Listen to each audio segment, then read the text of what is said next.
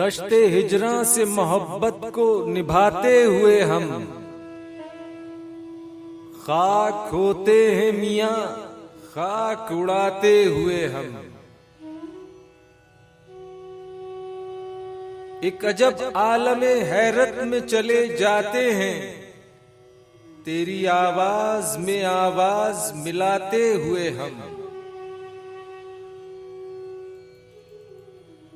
सूरत हाल को रंजूर बनाने वाले कैसे लगते हैं तुझे रंज मनाते हुए हम।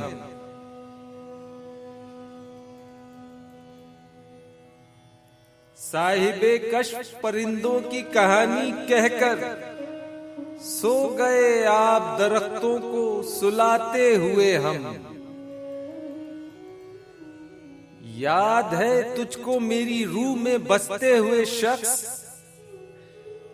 कितना हंसते थे सदा बाग को जाते हुए हम।